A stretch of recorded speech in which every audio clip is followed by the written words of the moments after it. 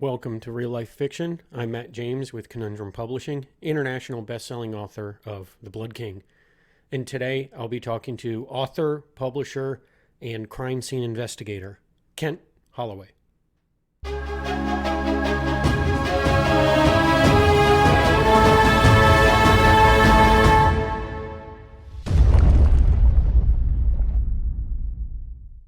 Kent, how you doing? Thanks for coming on the show, my friend. Glad to finally be able to sit down and talk to you. Yeah, I've been difficult for you to get a hold of, and I apologize for that. But I really thank you for having me. It's definitely a pleasure to be here.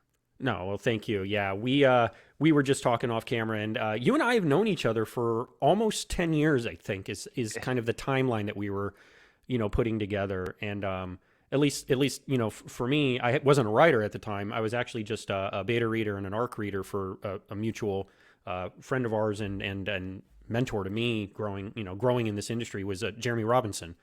And you did 3 books with him. Was it just the 3 Jack Sigler books that you've done? Yeah, the Okay, Jack Sigler Continuum series. the Continuum series. Yeah, those were awesome. And that was Jack's escapades in the past, Correct. which was during, oh, nuts. I can't remember the name of the book. What was that during? That Uh, was Omega. Omega. Omega. Yep. Yeah. So wonderful books, wonderful storyline. Happy to see that the final book in that series is coming. Hmm. I know it's something that Jeremy and King Gilmore have been attempting to put together for a little while, and then one thing or another has delayed it, but it is coming, and that's cool. But yeah, you and I met through a little private group we had with Jeremy, and it's hard to believe that it's basically been 10 years. Yeah, I mean, it goes by fast. You don't even realize it, but I loved writing Jeremy's books. They Hmm. were so much fun, and I really miss it. Yeah, I I I can keep imagine.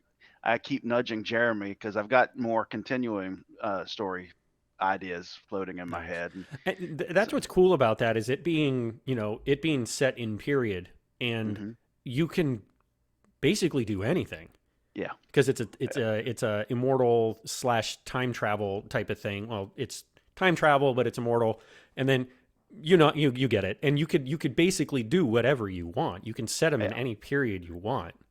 For those who aren't familiar, the continuing books were essentially Jack Sigler is Jeremy's um, leader of his chess team group, Hmm. and something happened to where he somewhat, I mean, he becomes immortal essentially for a brief period of time. Sure. That's relative, and then he's sent back in time, like to I can't remember how far back, but I know the first book I wrote was set in the time period of Nebuchadnezzar and Yep. Daniel Yep. and I think that's it because he's sent back with Alexander. yeah, yeah, which With the Hercules character, and correct. so I think that's where he, I guess, stopped or started. Yeah. I guess. So with this immortality, he could go back in time, but he couldn't go forward in time, Hmm. other than the long way around. Yeah. So the Continuum series is about his um, journey to the present time and to get back to his team.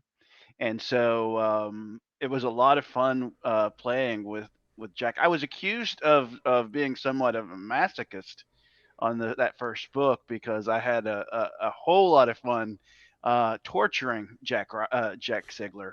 Yeah. Um, Yeah. you And you know, did it. You also did it again in the second book. yeah, I toned it down and I didn't kill him as often, but it was I mean, he drowned like how many yeah, times? yeah, well, okay. I And mean, he come was, I on. think, yeah, in the second book, he was eaten by sharks, like Yeah.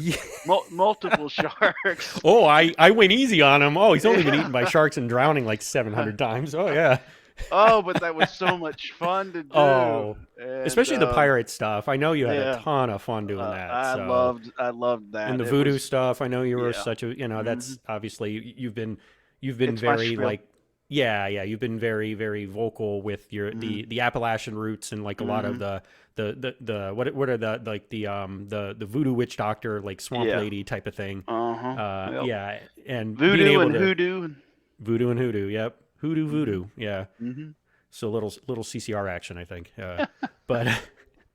But so besides an author, you have one of the most unique perspectives when it comes to just life and using that perspective to write.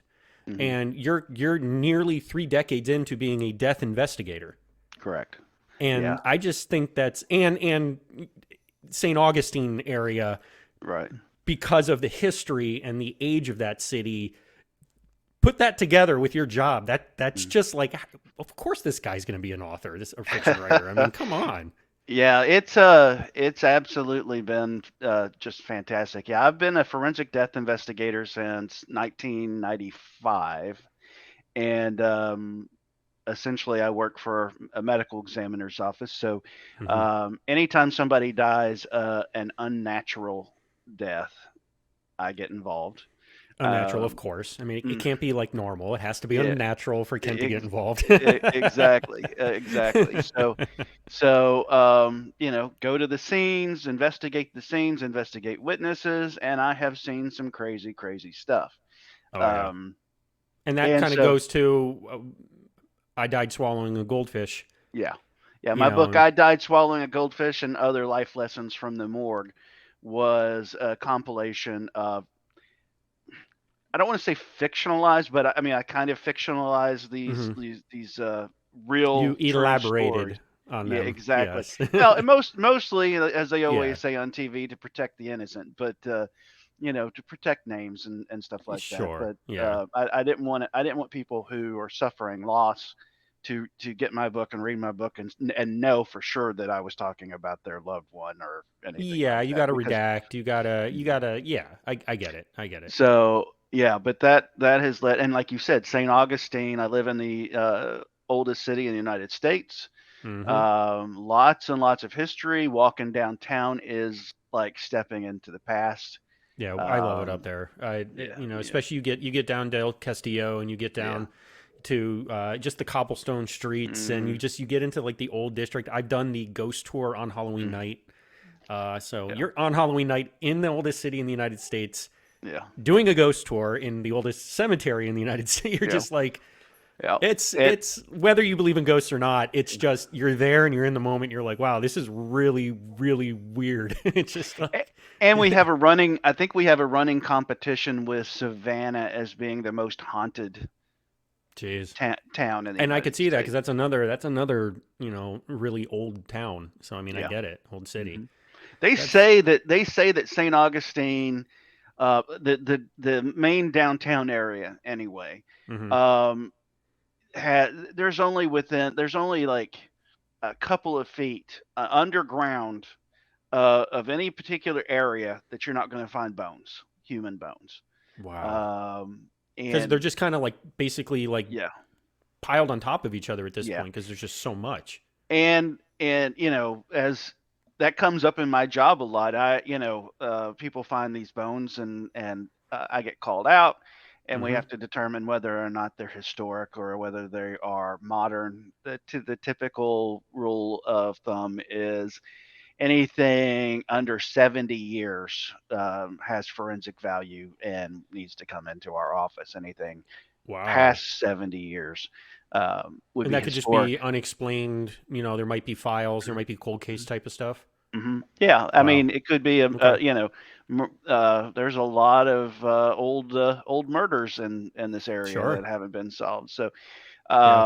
but the St. Augustine is one of the few areas that I know of anyway that actually has their own uh, archaeologist. They have a full-time archaeologist on payroll Wow. to That's um, that's actually really cool as far yeah. as like the possibilities. Yeah, well, we had an opportunity. I had an opportunity once. They were renovating one of the buildings downtown, and they broke ground inside this building, and they found this huge. I mean, find. It was actually considered the oldest graveyard or oldest grave site in the United States.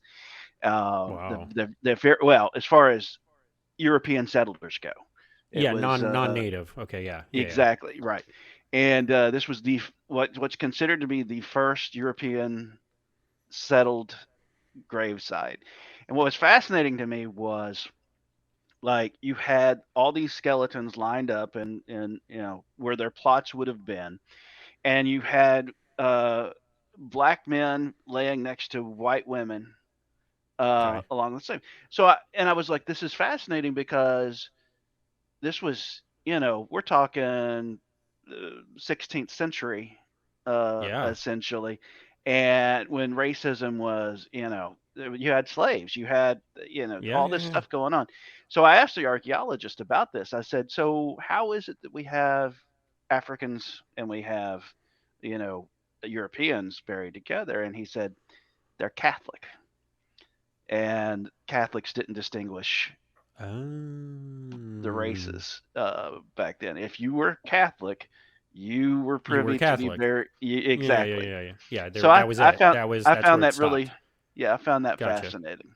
That is fascinating. Wow. I mean, there's so much to unpack with that where Hmm. like you see like the things that I love is especially you get to like countries in like Greece and you get into like I guess that era and that part of ancient history and you see them doing the exact same thing, right? They're remodeling or they're tearing something down and then there's this massive mosaic of tiled Yeah. mosaic and then they start clearing it off and then like I follow these Instagram pages and I see these beautifully preserved mosaics Hmm. and they're gorgeous and you're just like I'm jealous because we don't have that. Right. We're babies when it comes to history as Exactly. far as the Absolutely. US. And So even Saint Augustine, as old as it yeah, is still a baby. yeah, We're the oldest brother probably, but sure, still, it is. You do get a lot of that kind of thing here in yeah, St. Augustine. yeah, So and it's one of the reasons I love it. it kind of tangent, but it fits. Is I like watching the cutscene movies for like the Uncharted video games, and Absolutely. they're amazing. I love the games, but the cutscene Hmm. movies are great as far as just entertainment and just Hmm. filling time. I'll do some like just editing, and I'm just you're just like and you're just Hmm. editing and you're reading, and you just kind of get numb. So on my other screen, I'll put on a cutscene movie from Uncharted just because I don't have to pay attention to it. It's fun. But Hmm. I'll constantly look over because it's also an interest of mine. And there's a part in Uncharted 5 in the Lost Legacy with Chloe and Nadine, and Nadine asks Chloe, "Where haven't you been?" And she goes, "Well, I've never been to the States." And she's like, "Really?" She goes, "Well, yeah. I mean, everything I'm looking for is usually old, and the United States has only been founded for a few hundred years." Right. And I'm like, I'm sitting here as full-blooded American, going, "Dang, she's right." It's like all Uh-huh. the cool stuff that all of my heroes and idols and like stuff that I look up to in this genre, Right. they're not usually American. Like we have National Treasure, but that's about it. And it's Hmm. like there's really not a lot to grasp when it comes to like I guess just history in the US past the founding fathers. Right. And that's why I'm like, oh, that's why I'm always been so obsessed with like Egypt and Greece and like that kind of stuff is because it's so old that But it's this is where my fascination with Appalachian folklore comes in because I mhm, haven't always lived yeah, in St. Augustine. I grew up in the hills of Kentucky, right on yep, the foothills of the Appalachian Mountains, and the folklore. First of all, you got to factor in the fact that the Appalachians all came from essentially the Celtic nations. hmm When the Irish, the Scottish, they came over to the New World and they immediately started moving west, and they populated a large majority of the Appalachian Mountains. Then you have them interacting with the Native Americans at the time. hmm So not only do you have um, the Celtic folklore and all that stuff, but you have the Native American folklore, and they begin to intermingle, and sure, so you get this. this really rich, not only folklore but also archaeological, if you will, um, kind of mixture. Yeah. Um, Oh, I can and imagine. I can imagine and because you it's two sides, two completely different sides of the coin when you really think about it. yeah, and that's the reason when I wrote the Curse of One-Eyed Jack, which Hmm. became the Cursed, and then it became uh, let's see, what was the last one I called? Anyway, it doesn't matter. Uh, Is that the Mara? Is it that one? the Or Mara, no. no. No. Dark Okay. Hollows, but anyway, it Okay. doesn't Okay. matter. I've Yeah, taken those. I've actually taken those books off the market for now, anyway. So, sure. but the whole thing was that it started with the Devil's Teeth, which was a Stonehenge-like structure Gotcha. that the Native Americans had built. But even though the Devil's Teeth doesn't exist, I know that there are monoliths that the Native Americans have Hmm. built within the Appalachian Mountains that I think could probably use. I mean, even the mounds. So many of those Yeah. mounds have gone Those are like unexplored. the serpentine looking ones, right? Is Well, that the same ones? you've got various ones. Okay, You've got because I remember the ones that they look like snakes and yeah. they're like burial mounds and they're Hmm. just so fascinating to see. And I'm like, you're right, they do deserve a deeper look when you really think about it, based on that's pre-Columbian history here, Hmm. pre-European history, and you're just like, we don't really know a lot about it unless you're like on the ground studying it. It's not really like widely published, so that would be kind of And not very many, at least not very many books, not very many no. movies or anything like that Hmm. really touch on it. So for you who Yeah. write archaeological adventures, that Hmm. may be an area for you to pursue in the future. It actually is something I've been diving into because, or wanting to dive into because, um, like my Jack Riley character, for instance, he lives in Wyoming, and he lives in Cody, Wyoming, in the middle of the country, and his adventures and his missions, and typically, they're global. But every few books, I'm trying to have him come back to the U.S. to do something because it's like I don't want to just have him as this world adventurer, but then the U.S. just gets neglected. But the reason is because there's so much more to use as far as creative purposes outside of the US.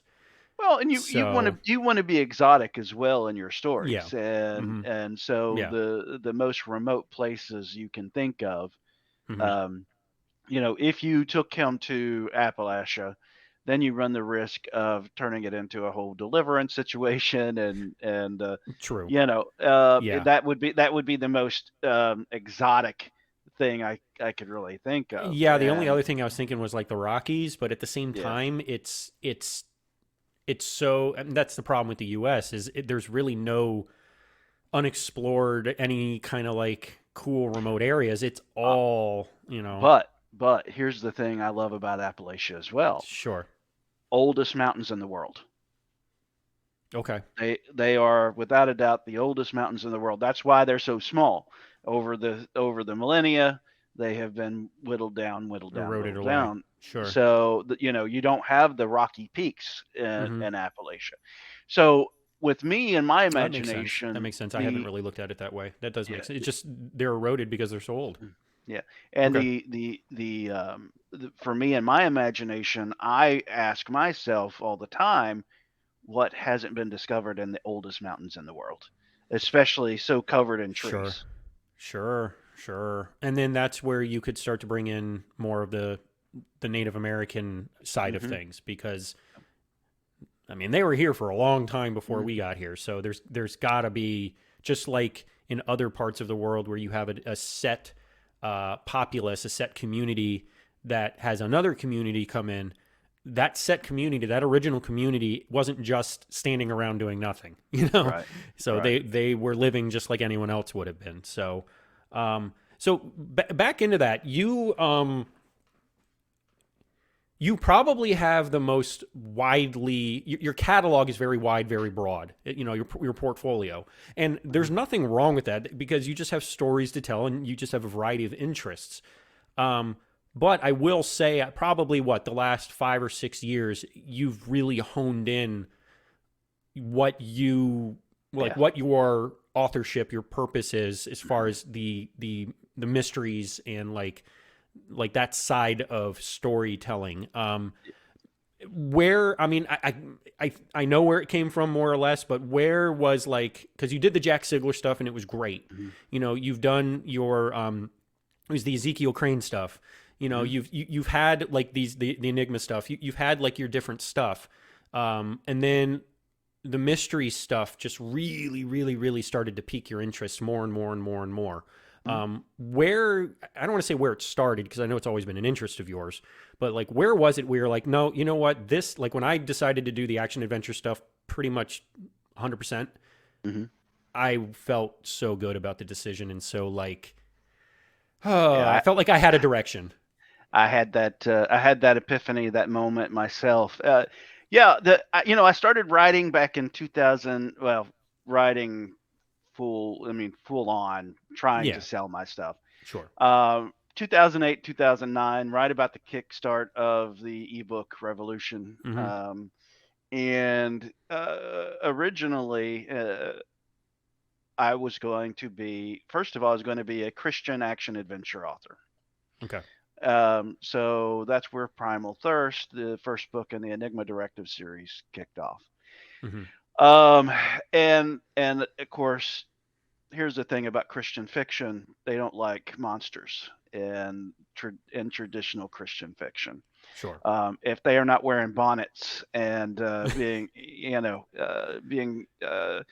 Quakers or anything, having romances, then Christian industry doesn't really care for that. So Yeah. my Enigma Directives series went more just mainstream action adventure. Yeah. And then, yeah, you're right. I've been around. I've worked with, I consider Ezekiel Crane paranormal mysteries, but not Hmm. really mysteries per se. I've done a fantasy novel, Yep. which is my Winter King book. Yep. Failed miserably, and it was always such a disappointment because the book is so good, but I Yeah. could never get traction with that.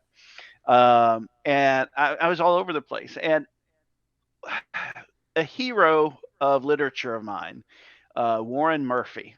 He is the creator of Remo Williams, or co-creator of Oh. Remo Williams, the Okay. Destroyer series. Yep. He became a somewhat of a mentor of mine before he passed away, and I was Okay. so proud of that. That was such a to me a bucket list kind of situation Yeah, yeah, it's an because accomplishment. I mean, you can just say yeah it's an accomplishment to really because I have that. So that's yeah, cool. I had grown up in the 70s and 80s reading Remo Williams, especially in the 80s after I saw the Remo Williams movie. Sure. Yeah. Um, but anyway, I think I'd sent him The Curse of One-Eyed Jack, the first Ezekiel Crane story, to read, and he got back to me and he really liked it. Oh, I should preface all this by saying that I never wanted to write mysteries because of what I do for a living. Hmm. um, I read and I write to escape. Sure. So to do mysteries is it's Yep. like, why am I going to spend all my time when I'm not working on work? Yep. So it just never appealed to me, even though I grew up reading Sherlock Holmes and Agatha Christie and Hmm. Hardy Boys and all these things. I just had no interest in writing it. So anyway, uh, Warren Murphy read The Curse of One-Eyed Jack, and he got back to me and he's like, I really liked it, but he said the only thing I don't, first of all, he told me, he says your plots are too thick. I have too many subplots, too many things going on. He says keep it simple, Yeah. keep it simple. But then he said to me, he goes, Kent, he goes, I don't understand with your background, why aren't you writing mysteries? And I told him just what I told you all Yep. was that I have no interest in writing what I do for a living because So he challenged me. It's too He close to the vest. it, It's too real. Yeah, yeah. exactly. But Yep. he kept challenging me to dip my toes in it. Hmm. And so I thought about it for a while, and I was like, if I was going to write about forensics, I don't want it to come from a direction that I see every day. Sure. So from that, Ajax Clean was born. Yeah. That was a Ajax clean exit, right? Clean Exit. Ajax Yeah. Clean is a professional crime scene cleaner for the mob. So Hmm. hitmen do their thing. He comes in, cleans up the crime scenes. Um, and that one wasn't necessarily a mystery. That's what I consider to be a crime thriller. Hmm. But I really enjoyed it, and I really had a Yeah, good you got to time with dip your his toe in it character. and realize, wow, yeah, Exactly. sure. Um, and I have people clamoring for more books in that series, and the problem is I like the first book so much, I can't find a story good enough to be a sequel for it. So that one, I'm not saying there won't be another book in that series, but it's one of those things where only until I have the right story. I actually had somebody uh, want it back so bad that they paid me, and I felt so bad because they paid me to actually write the sequel, and I never could. I just couldn't get it done because I couldn't come up with that story. So anyway, point Sure. is, I moved. You wanted to do it. You wanted to give it, do it justice. Exactly, Yeah. exactly. Because we've So seen that, and that's the movie industry, right? We've mhm, seen the perfect example that we've talked about on my movie podcast that I do is Mummy 99, Mummy Returns. yeah, Mummy yeah, 99 was like as cinematically perfect as it gets in my eyes when it comes hmm to casting, writing, location, hmm special effects, considering the era it was made. right, And then The Mummy Returns was the studio cash grab. Because hmm it was only 2 years later, it was 2001 that was released. And you're sitting here going, with as big and as massive as it is, 2 years, like nowadays, 2 years is easy because most of it's CGI. right. But 2 years back then, when a lot of it was still practical and you really had locations and you had travel and you had this and you had that, it was too fast. It was too quick, and you could tell it was rushed. To the point to where the Scorpion King thing at the end with The Rock, the animation for Scorpion King wasn't done until 3 weeks before it hit theaters. And it showed. It looked It more like showed. a Sega Genesis It showed. animation. I'm the first one that'll admit that it was very Mhm, disappointing at the end. Up until then, I was fine with it, mhm, but the end was so disappointing because you could just tell it wasn't ready. yeah, And that's the same idea as you're like, oh, I could do a sequel, I could do this, but then you're mhm, like, book two, pfft. And then yeah, book exactly. three could be a masterpiece, but you've lost everybody. Well, and that's another thing You could too. I lose your know readers. I've got a reputation for starting series that I don't finish, and part of that is it's not that they're I've not done finished. it a couple times. It, I get it. but and my thing is they will be finished eventually, Yeah. but until I and another favorite author of mine, Tim Powers. Hmm. I had my favorite probably number one favorite book of all time is his On Stranger Tides, and Sure. I had reached out to him about is there going to be a sequel to On Stranger Tides, and he told me he goes there are if there's a story that's right, and now I totally understand Yeah. that concept. I'm not going to just write something for the sake of the money. I don't have to. Yeah. I have a full time job. Sure. Some authors out there who, and you and Jeremy, and Hmm.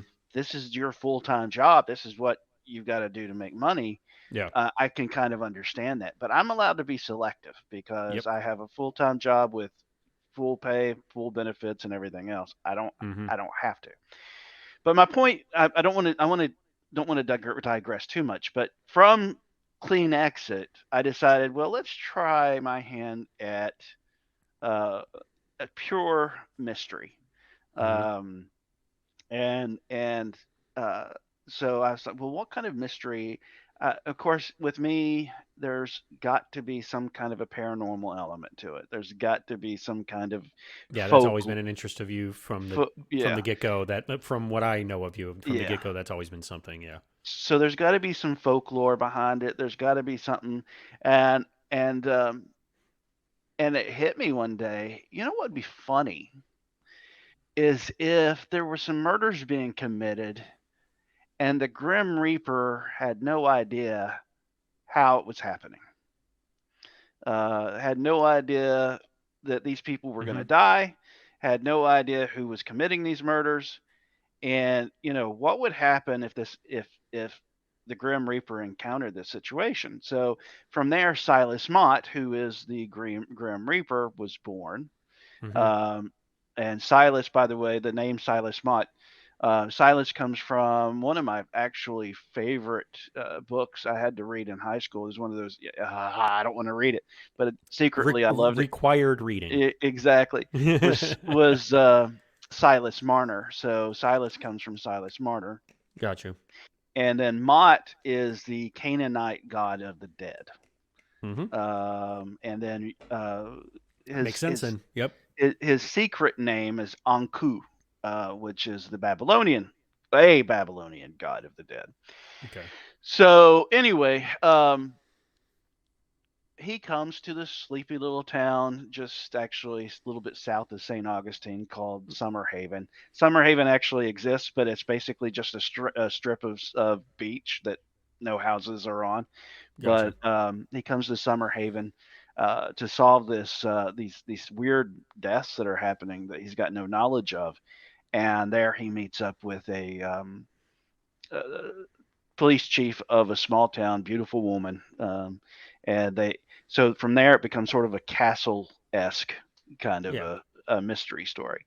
Cool. Very, lots of humor, but you've got a lot of mythology involved in regards to the different cultures of death. You have Santa Muerta, who is Silas Mott's ex-wife, uh, who goes by the name of Esperanza. In reality, she's Lilith. Okay. Um, Yep. you This you've the succubus. Yeah, you've Yeah. got Anubis. He appears in this series. I've got a whole bunch of other, and then I take a character that I created for a book series that David Wood and I had Hmm. started a while back, the Tattered Cell story, Yep. um, and which was Tombstone Voodoo. Yep. But it was Baron Voodoo he's a G'day from the Voodoo Loa, so I put him in as sort of the unseen bad guy in this mystery series. And so anyway, from that, the Grim Days mystery series was born, and I was absolutely hooked on mysteries at that point. And I will say and we've joked about this, but you've actually taken it to heart and run with it. Is it when you see it? It is a Kent Holloway book. Like I know, like Yeah, we've commented, yeah, oh, that's a Kent yeah, cover. Like we know yeah. it is. Like there is a specific, and you know what? The branding. I will say that is one thing that a lot of people in this industry don't understand Hmm. is branding. When your covers do not, in a series specifically, when your covers do not support each other, if they're not the same style from book to book to book, it does matter. It It does does matter. I'll matter. tell you right now. But so the last couple of years, the covers that you've had produced, um, I'll tell you, man, every time I see them, I know exactly who wrote them. I don't even have to see the name. I know they're yours. Yeah, But it's a compliment because yeah. there's a branding that I know is a Kent book. Hmm. And that's what's so like, and your Silas Mott books are a perfect example of that. I those, but I do most of my covers myself. Hmm. Um, Same. and I Yep. and I and I did on the Grim Days mystery series Silas Mott books. I did the design of the covers, but the artwork itself was done by Wayne Miller, who is a Hmm. phenomenal artist. He really captured the skeletonized version of the Grim Reaper, and Yeah. his fun side.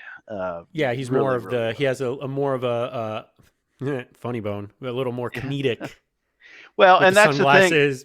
Yeah, And yeah, it's, yeah. the fun thing about writing Silas is, everybody has this image of the Grim Reaper as Hmm. this, well, he's, kind of solemn, and Hmm. I wanted to go with. Oh, Oh, By the way, that's Morty. Rigger's around here somewhere. I was about, yeah, Yeah, but yeah, my cats are Rigger and Morty. So, yeah, but yeah. anyway, I wonder, Si- I wonder why. so Silas is he's a kind of inspired a lot by Nathan Fillion. Hmm. So he's a lot Yeah, lighter. He's got yeah. a humorous side. He becomes enamored with the land of the living, and his Hmm. favorite things are warhead candies. Um, he loves candy in general.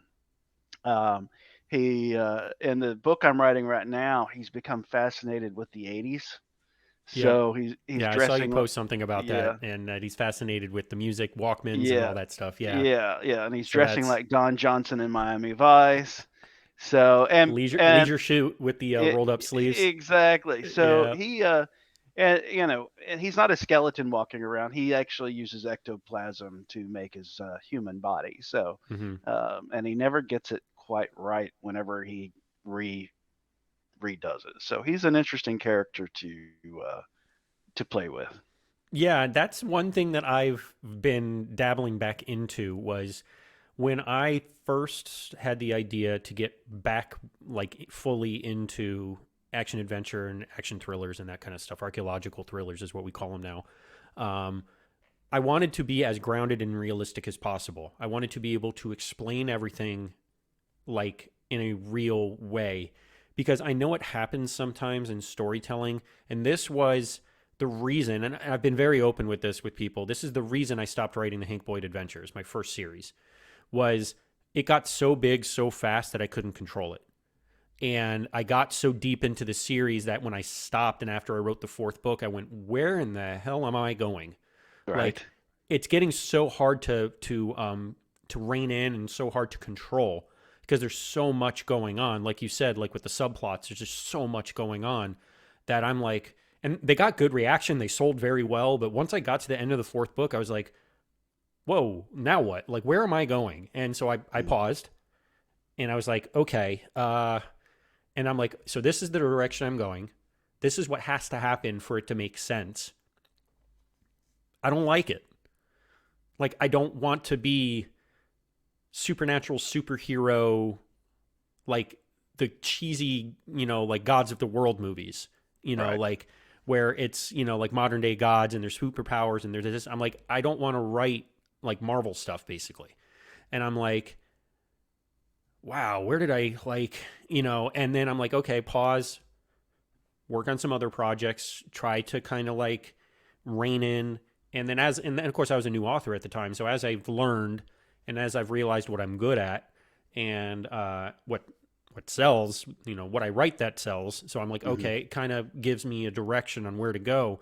And when I was really adamant about grounding and really trying to keep it like real, um, I came up with the current book I'm writing, which is my Relics of God series. And I told myself, you are allowed to get unexplained and phenomena and supernatural, but keep it as like realistic as possible at the same time without getting like so magnificently over your skis. And that was my problem is I got so far over my skis that I couldn't like grasp what I was actually trying, the story I was actually trying to tell. Right. And that's where using stuff like this, like the paranormal, the supernatural stuff as parts of your stories, personally it's been difficult for me to get back into it and be okay with it because my brain always goes, well, that's not possible. I'm like, Matt, shut up, it's not supposed to be possible. Right. Right. Like, It's fiction. But this is where I mean, and I have a rule myself with my paranormal or supernatural stuff, and that mm-hmm, is, unless I'm writing a straight up haunted house story or something like that, I am. I, my rule of thumb is this: keep the supernatural in the background. Like my mysteries, the murders have to be committed by a human. mm-hmm, The person who dies has to be human. The method of the murders have to be human. It's no fair to use magic yeah, to kill somebody. So even though you have all this folklore and paranormal stuff going on in my Grim Days series, you that is all peripheral Mm-hmm. to the whole story. The story, the mysteries themselves works whether or not Silas Mott is really the Grim Reaper or not. Sure. And so that's how I've anchored Mm-hmm. myself as far as that goes. Now, there is a Yeah. subplot throughout the series in which the thing that's causing these deaths to happen without his knowledge is a object called the Hand of Cain. Cain being the first person to commit murder, Yep. which Cain and Abel. essentially, Yeah. Yeah. which essentially will uh, devour the souls of the people who die, and give that energy, that life force to somebody else. And so the subplot throughout the series is him, or at least for the first three books, is for him to try to find this artifact, um, Gotcha. and that kind of thing. So you got a little bit of it in there where, and in the meantime, he's meeting all these different characters of the death mythos. Mm-hmm. And some are his friends, some are his enemies, and but still has nothing to do with the specific murder of that specific book at that specific time. Sure. Yeah. And I think that's Yeah. essential when you're writing, whether it's mystery, whether it's adventure, whether it's whatever, is you've got to find an anchor point Mm-hmm. and make sure that it stays in that place. Now, if you want to write a story of gods and on Earth or whatever, then that's fine. Do it, and don't use an anchor point if you don't want to. But if Yeah. you want it to retain some level of credibility, then I think that you've got to find that anchor point. Let it stay there. Yeah, and I think it also just depends on your background. Like my background being, I just a history nerd, Hmm. like and really loving like the what if of history and like the stories that have been told. And you kind of like, okay, so um like in some cases like my Jack Riley stuff, they are historical events that have happened and or could have happened, or maybe unexplained events. Like my Venetian Pursuit book I released earlier that a couple months ago or a month ago, is two unsolved mysteries coming to a head, and it's Amelia Earhart's disappearance, and it's what happened to Marco Polo's fleet. And so it's a treasure hunt, but it's also a mystery, unsolved Sure. mystery, missing persons cases. Hmm. And it was kind of one of those things where I'm like, I'm taking these events that are mysterious and obviously giving myself as much creative license as humanly possible, because that's what makes it fun and unique. Because these are stories that have been told, so you have to really make it your own in any way you can. Right. And but the way I was doing it, like I know I'm sitting here going, in today's world, how plausible is an uncharted island? Pretty much not. It's what Google Earth and satellites and all that stuff have kind of ruined that, unless Hmm. it's specifically kept off the maps, which we know Like does. Skull Island. Yeah, yeah. I mean, there's a bunch of stuff. I mean, you could be whatever government conspiracies you believe in, but like there are things that are purposely kept off of maps because of national security issues, Sure. and like I get that. So what if there's other things? It doesn't really come into play in this, but I'm like in my head, I'm going, okay, Matt, you're a fiction author. Disbelief is suspended. People expect it to be, outlandish. They expect it to be big and over the top. And based on sales, based on ratings, they accept it. So don't overthink it. Just write a fun story.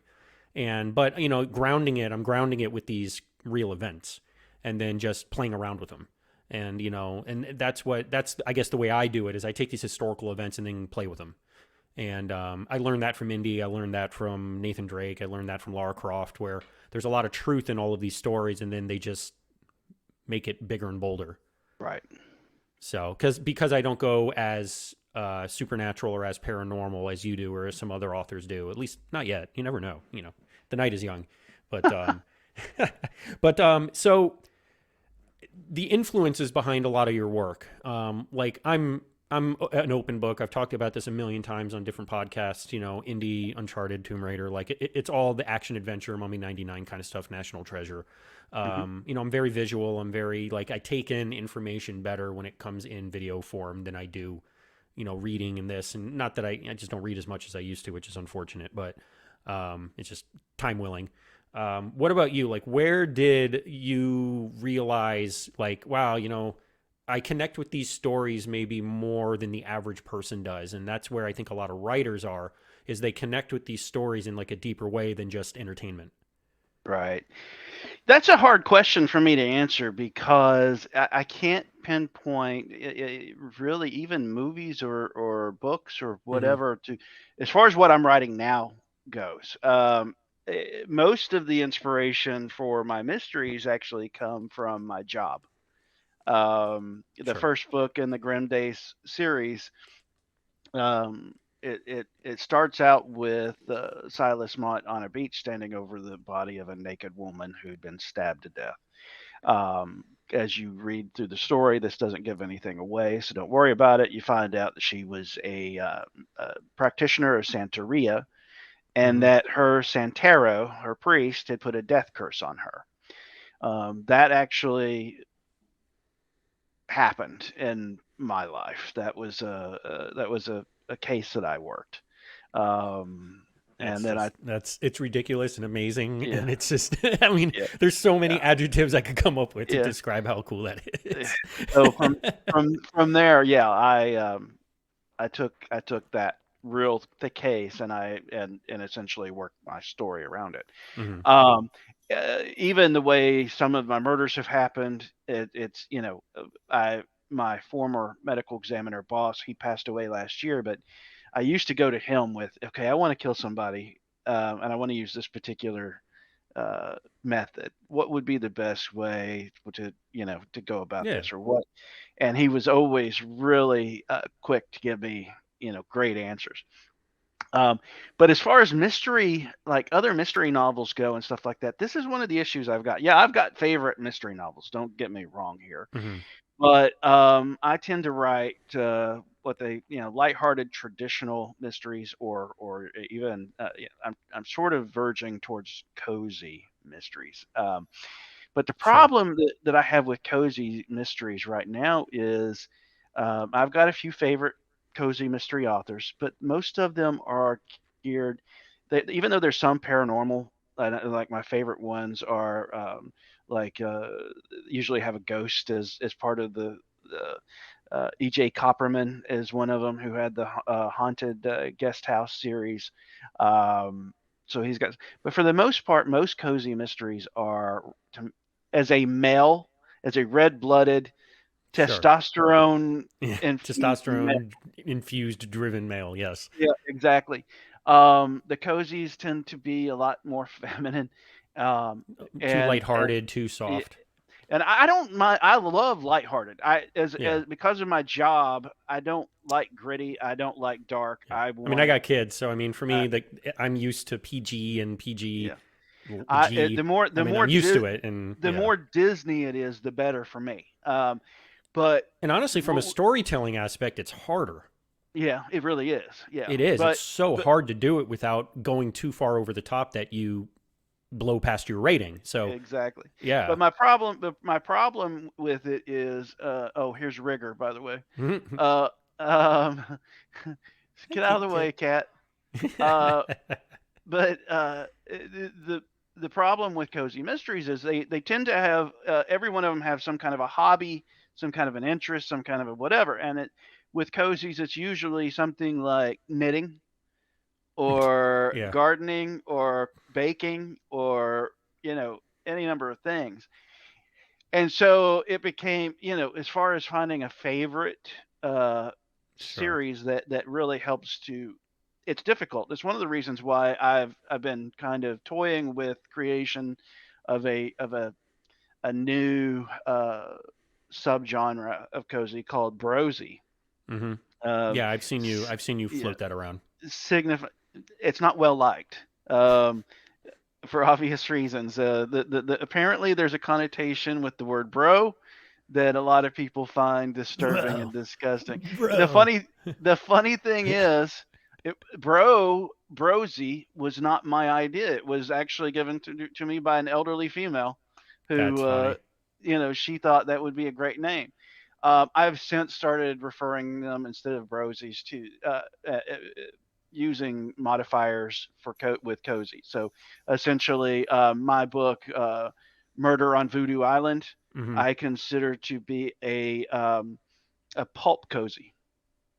Okay. So it's a blend of pulp of the 1940s and 50s, Hmm. with a cozy mystery. Um, so just using modifiers to essentially do that. So it's difficult for me to find that. But as far as outside of the mystery genre itself, once again, I mentioned Tim Powers. I loved, like I said, his book on Stranger Tides. If you haven't read it, you need to. It is essentially, don't, if you think you know what it is because of Pirates of the Caribbean, they essentially just, Disney had the rights to Tim Powers' book. They wanted to use those rights to Tim Powers' book, and they massacred Tim Powers' book Yeah. with that particular Pirates of the Caribbean movie. Not that I didn't love the Pirates of the Caribbean movies, but it's not Tim Powers' book. Yeah. If you know on Stranger Tides, there's a different perspective watching that movie. Like I don't know it. I know what it Yeah, is, but yeah. I don't know it as a fan. So I'm sure if I read it and then went, oh yeah, yeah. But So. The thing about Tim Powers that is amazing, and this goes true for all of his books, is, we're talking about my folklore and Hmm. reality and stuff like that. He is a master at blending folklore with reality, and most of his books um, are like that. And the same is true with Neil Gaiman. Neil Gaiman Yep. is another influence of mine. Um, The Matter of American fact, Gods series, that exactly. people And recognize the name, but David Gulliman yep. actually said that my book was the Death Warmed Over Silas Mott first book was sort of a cross between Castle and Neil Gaiman's American Gods, which to Okay. me was a huge That's a nice, kind of yeah. blurb. But so Neil Gaiman and the way he does, I I only wish I could write as whimsical as Neil Gaiman. I absolutely love just the way he writes, the way, the the verbiage that he uses is Yes. just phenomenal. But I do try to not emulate his method of intertwining folklore with reality, but um, using him as a reference point a lot of Yeah. times. And Yeah. could Neil Gaiman get away with this? Yes, he could. So let's try it. Well, that's That me. kind of I'm thing. like, would Indy or Drake like get themselves into this, and would this be like a story of theirs? And I'm like, absolutely. I'm like, all right, I'm writing it. It's Right. just like, you know what I mean? Right. It's the same idea. I 100% understand where you're coming from with that, and I do that all the time too, where I'm just kind of like, I'll be like picking out specific stories and going.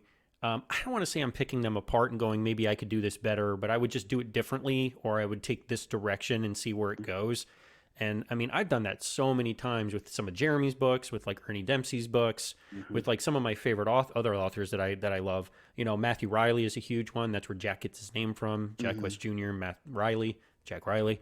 Um, that was just an homage to him saying, thanks Sure. for the inspiration. But Hmm. like I see stuff like that and I'm like, it's almost like a confirmation bias that what I'm doing, I feel like I'm doing it in the way that I see fit, because I feel like I'm respecting those that came before me that inspired me, and I'm not just like, you know, playing with a loaded gun at this point and saying to hell with it. If it works, it works. Like at least Right. I feel like I'm like giving it the respect that what I feel the genre deserves. Sure. Yeah. Absolutely. Yeah. So like when like writing your current book, your next book, like I'm very visual with like my stuff. So I'll see something and go, "Oh, that's cool." or I'll see a location and go, holy man, that is beautiful. Where is that? Or that's, Hmm. neat.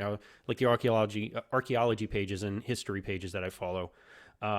Like when you get an idea for a story and then you kind of go, ooh, I think I can turn this into something.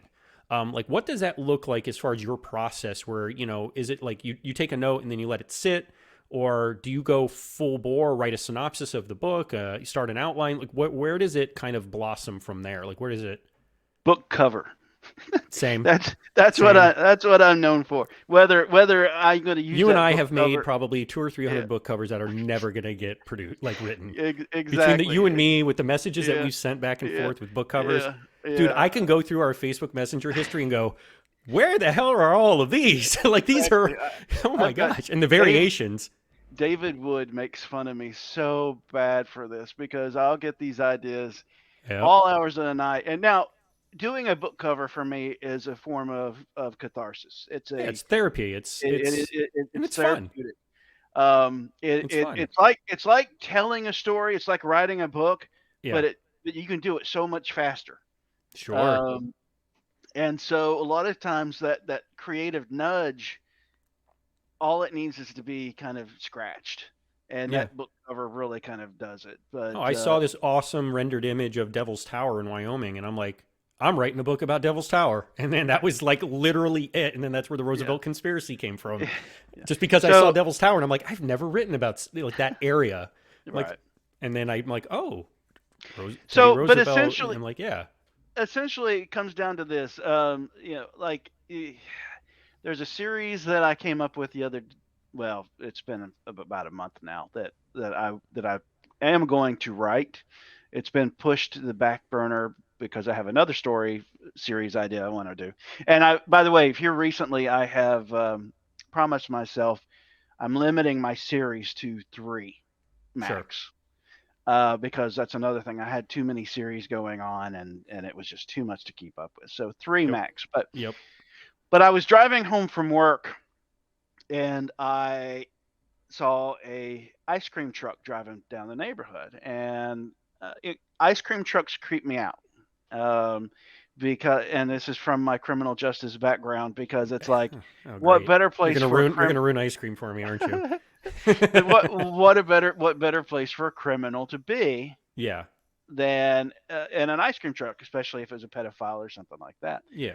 And so I got to pondering that, and I'm like, well, what if you had a career criminal who was trying to change his life, trying to get on the right track, and the only business that he could or job he could get was driving an ice cream truck.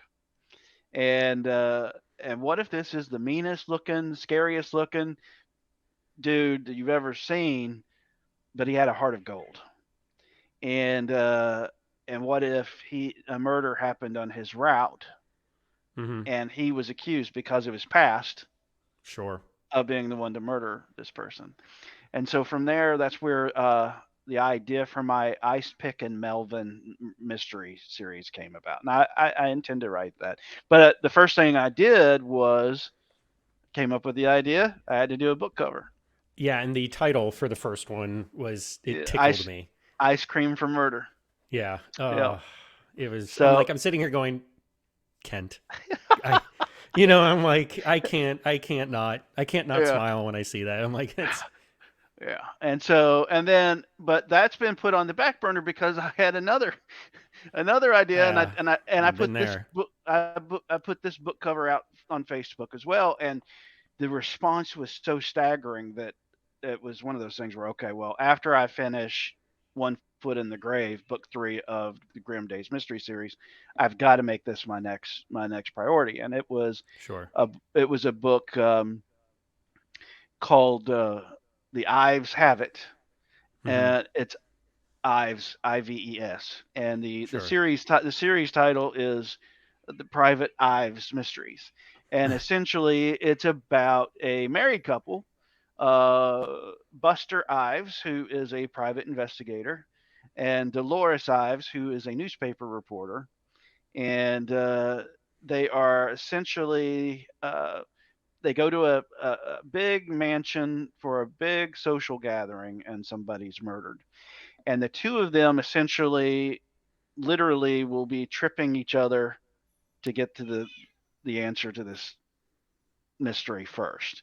They'll backstab each other. They love each other crazily, but Yeah. the reporter, the wife, she wants that story. The PI, he wants to solve the mystery. Sure. So, and they are, so, and that was inspired by, I've got three inspirations for this particular story. Um, the Thin Man series. If you've never watched the Thin Man series, you Hmm. definitely need to, with William Powell and Myrna Loy. Fantastic, hilarious mystery series written by uh, uh, watch me have a mental block now. I've had I keep wanting to several. say Raymond. I keep wanting to say Raymond Chandler, and it wasn't Raymond Chandler. It was he wrote Sam Spade and everything else. Anyway, it doesn't matter. But you got the Thin Man series, His Girl Friday with Cary Grant, and then the third inspiration was the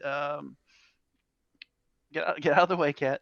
Uh, the East Side Kids movies from the 1940s as well, which the Bowery Boys also is part of that series. Very funny comedy. So essentially, you've got this mansion in this murder in a mansion, um, with a potential mad scientist, and there might be an escaped gorilla who shows up as well. Dashiell Hammett. That's it. Thank you. Okay. Yeah. I can't believe I forgot that. I mean, he's the dude. Yeah. He's the guy. Yeah. But That's Google. It yeah, works. yeah. I'm always. But Yeah. but anyway, Yeah.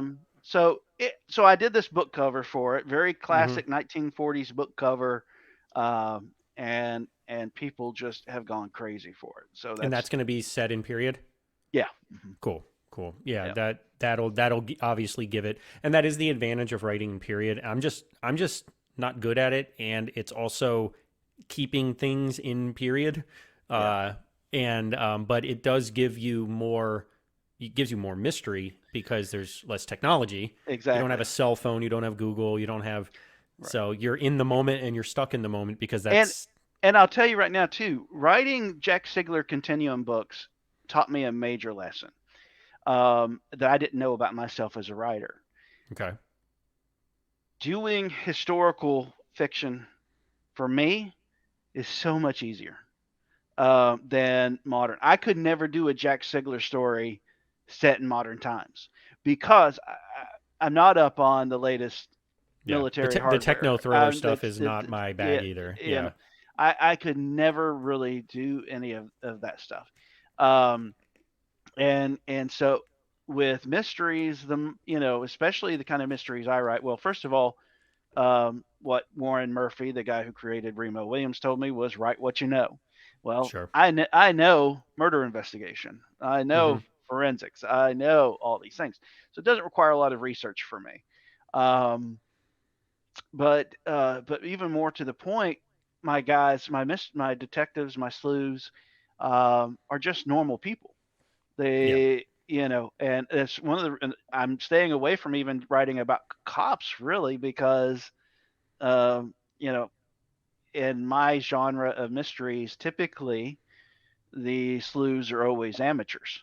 So I don't Hmm. have to worry about all this technical stuff. But writing historical is even better because I don't have to worry, like you said, if they're going to break into a house, I don't have to worry about burglar alarms or how to, Yeah. it's one of the things I remember Tom Security Selleck's cameras and all that stuff. Yeah. yeah, I remember Tom Selleck's movie Lassiter. Um, I loved Hmm. it because it was set in that time period, and he could just, break into places as a thief, and Yeah. didn't have And to that's what's worry so about. appealing, like with indie, right? It's the Yeah, same thing. absolutely. Yeah, It's the yeah, same thing. You're limited by the technology that you have at the mhm, time, and it makes it more honestly, it makes it more creative too, because you yeah, have to be, well, how do they get out of this situation without it just being, like I said, you take out your phone, you Google the answer, and boom, the mystery's over. It's like absolutely. sometimes Right. And Indiana Jones didn't have global satellites to find lost nope, cities for him. nope, nope. So it does make it a little more challenge, makes it more challenging for the hero, Hmm. but also I think more interesting as well, Yeah. because you don't have an easy cheat. No, you don't. You don't. And oh man, that's the one. I guess that's the one thing. That's why I've never been a fan of like sword and sorcery and like space operas, is because there's so many opportunities to just cheapen it and make it easy. Mhm. Because oh, it's because of magic, or oh, it's because of this technology, it's because of whatever. And I'm like, oh, like how do they get from point A to point B? Oh, well, light speed engines. I'm like, okay. I'm like, I mean, you're not wrong, but at the same time, I'm like, that Yeah. doesn't help the story. I mean, it kind of Mhm. condenses the story to where, okay, well, now it's over. It's Well, like, but I will say, from a literary technical mm-hmm, aspect, like they do it in, not so much in books, but yeah, they do it in books too. But TV shows and movies too, and mysteries anyway. And I've been, because I'm writing this third book in the uh, Grim Days mystery series. I do what I always do. I turn to my uh, first loves and I've been binge watching Castle. mm-hmm. And one of the things that they do every time, and it drives me nuts, the medical examiner always pinpoints time of death was between 1 a.m. and 4 a.m. So always give them a 3 hour window. Well, in reality, you can't do that. In reality, the best answer to the question, when do you think they died, was when were they last seen alive? And then when were they found?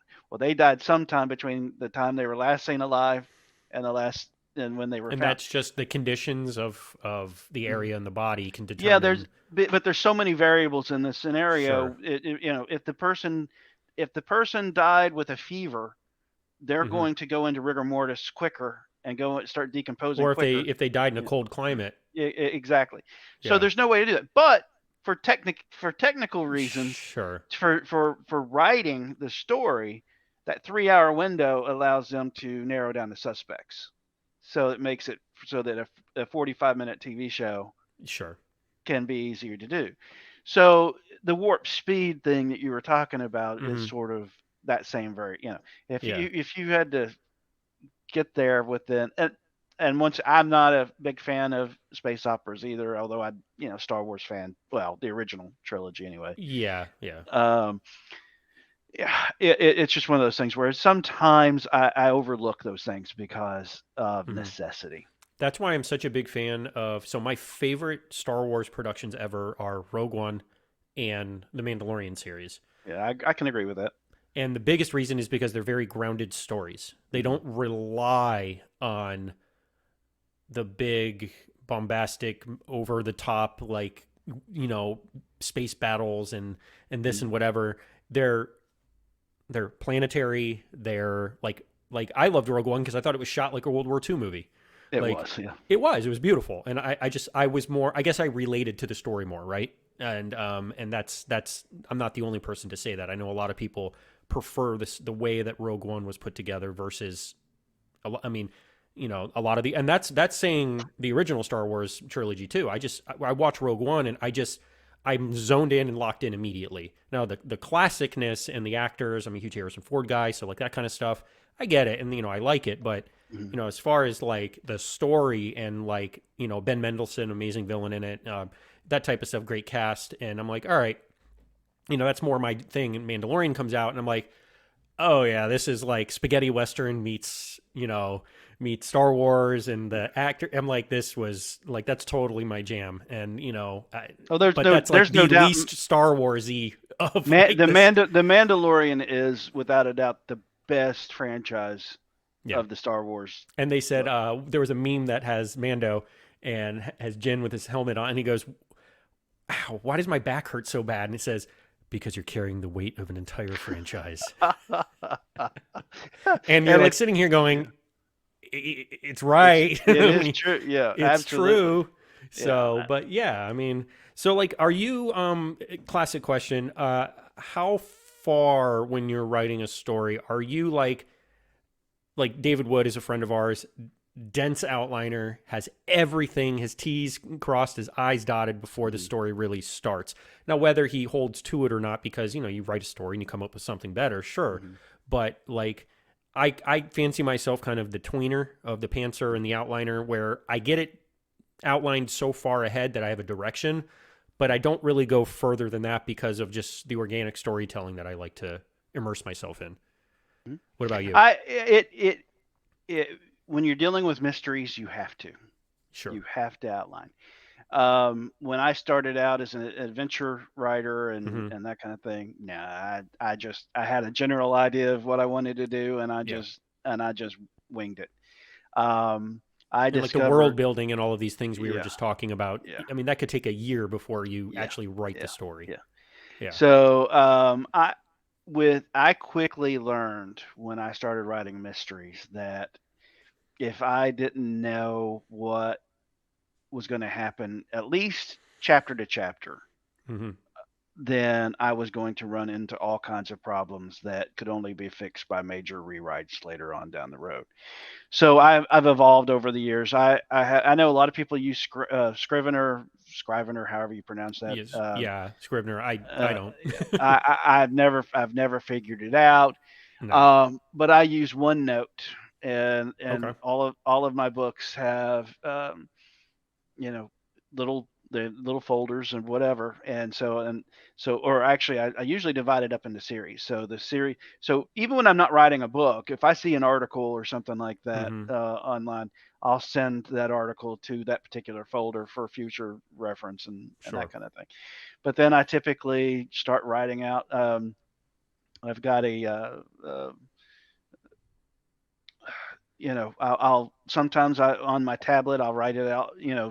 The characters out, do the little descriptions and everything, but I Mm-hmm. do that all in OneNote, and then I'll start typing out a chapter by chapter outline. I'm doing it right now for One Foot in the Grave, um, and that way I'm able to move things around if I need to move chapters around and stuff like that. But that way I know exactly where the story is going, where there may be where it starts to drag, Sure. where I need to make sure that I've got some kind of action or Mm-hmm. danger or something like that to happen. It's just the best way. And then I also know where I'm going to drop in the clues or the red Yeah. herrings. Yeah.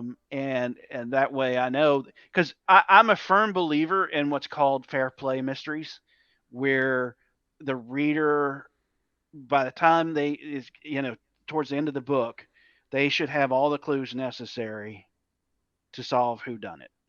Um, I make sure I don't put anything in there last minute to say, surprise, here's a character you've never seen before, and he's So I really believe Yeah. in fair play. So the outlines really help me to make sure that by the end of the book, the clues are all there for the reader to be able to solve. Yeah. Yeah. And I think writing full time now, I'm more willing and more, I guess, appreciative of the outlining process because, like you, writing, is therapy for you, and it's a hobby, but it's Mhm. I don't want to dumb it down to that far, but you enjoy it, and Mhm. um, when I'm you know more or less working retail for 20 years of my adult life, in different facets.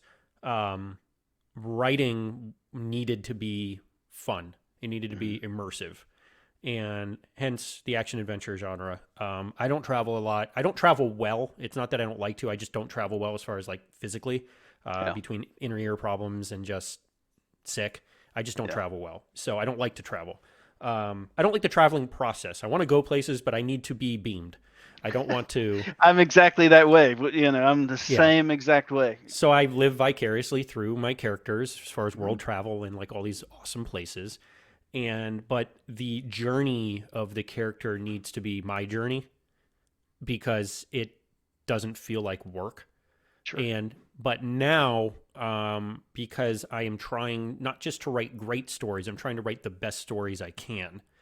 and I'm, and partnering with other authors, and partnering with Nick at the Conundrum Publishing and that kind of stuff. Like I see what, I don't want to say like what the real professionals do, but I see the guys that have taken it the next step with their craft and go, oh, I understand why they're doing this now, because now I'm in that same situation. Yep. And it does make it easier, but it's just new and different for me. So it's hard to accept. But so quick tangent there, or quick runoff. Charade Media. Hmm. Um, Charade. I'm Charade. excited. I'm excited to talk about it. So Yeah. So uh, Charade is a new baby of yours, and it is your basically mystery publishing company. yes, But yeah, tell us about it. Charade is something that I have been working for quite a few years now. I had originally this is my second publishing Mm-hmm. company. I had a publishing company a few years back called Seven Realms Mm-hmm. Publishing. First of all, Seven Realms referred to the seven genres that we published. Mistake number one, by the way. Yeah. Way too many Yeah. genres, and there was no way to brand Yep. the company that way. Um, but I loved it, and it was very successful. We published David Goleman, we published Jeremy Robinson, Mm-hmm. we published Hy Conrad, one of the head writers for the TV show Monk. We had a lot of great Nice. great stuff out there, but it was a one man show. It was just me, nobody else. Yeah. And although creatively I'm really good at the creative stuff, I'm horrible at the business end of things as far as Mm-hmm. taxes go, as far as Yeah. Payroll and this and that. bookkeeping and all Yeah. that stuff. Bookkeeping. I just hated it. So it got to the point where we got so big, Seven Realms got so big that, but not big enough that I could pay anybody to help me. Yeah. Cat, you're gonna make me fall over. Um, but finally, I had to shut down because it was just too much. It was just way too much. So I shut Yeah, and you're working seven. full time. You're trying to write as Yeah, much as you can. Now you're exact. running a publishing company. Yeah, Yeah, no, I yeah. get it. So in I think it was around 2017, 16, 17. I shut Seven Realms down, and it was sad because I enjoy the publishing process. I love Mm-hmm. doing book covers. I love formatting books. I love marketing. I love all that stuff. But anyway, so since then, I have actually been wanting to start a publishing company with a more focused genre, Yep. but I was not, and I was adamant about not doing this unless I actually had help. Mm-hmm. And so for the last few years, I've been, Nick and I talked about it when he was starting Conundrum. Conundrum.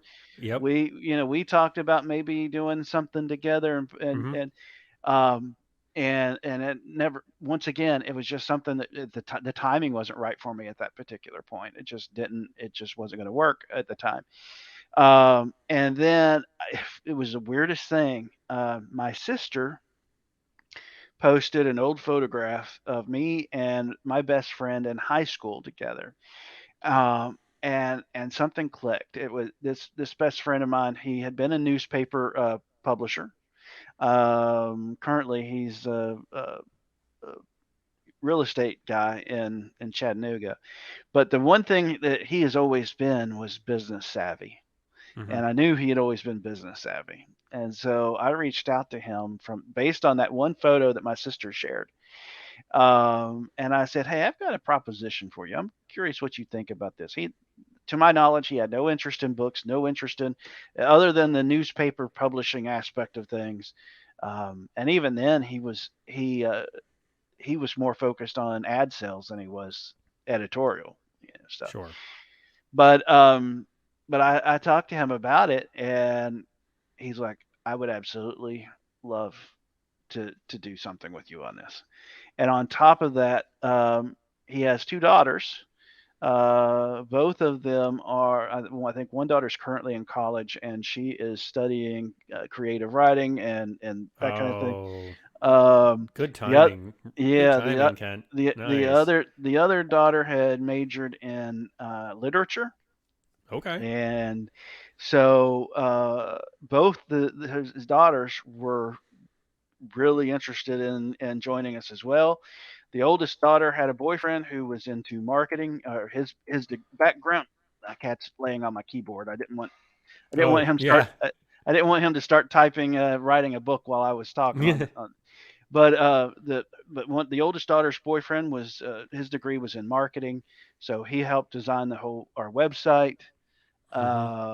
And he's helping us with, we're going to be doing QR codes and making sure that all of our books have QR codes in them Yeah. and all kinds of different things. So right from the get go, I had a whole team. And I can't forget my business partner's name is Sean Smith, and his wife is Chrissy, and she's not officially part of the team, but I call her the heart of the team because she sort of is the glue that holds everything together. Yeah. And it was just like a perfect match.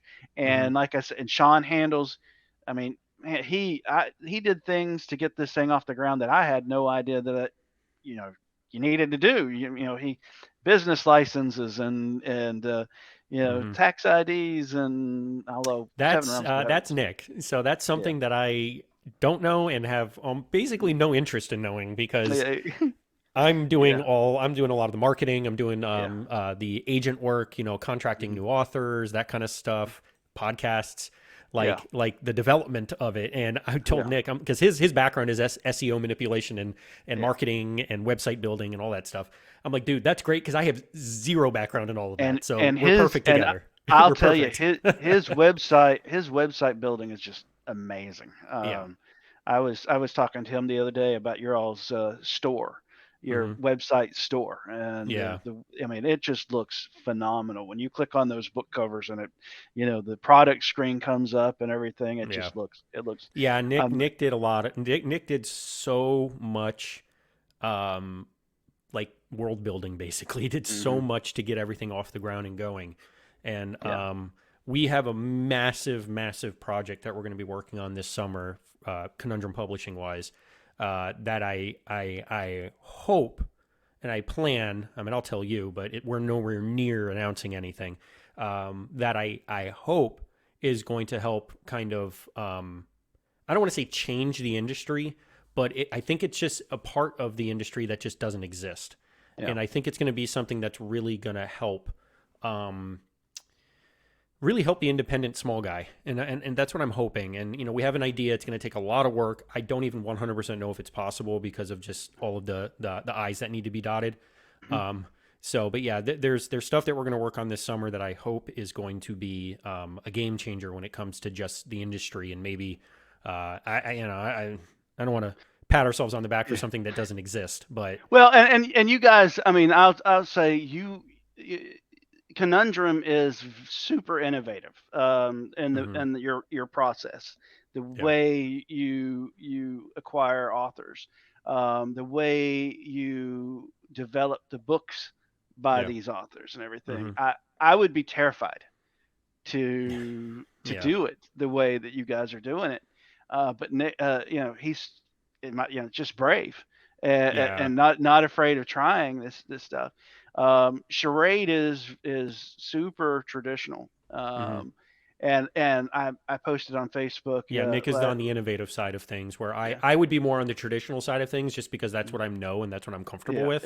right. But Nick is willing to do a lot of this other tech, the techie stuff that I don't Yeah, understand. So that's why I just let him do his thing. He tells me what he's doing. He yeah, explains it to me, but physically doing it and understanding it, I said, look, man, that is your world. hmm As long as you clue me in and you tell me supposed to do supposed with it. what I'm supposed to do with it, I'll go do it. But it's Yeah. like that side of things. I don't have the background.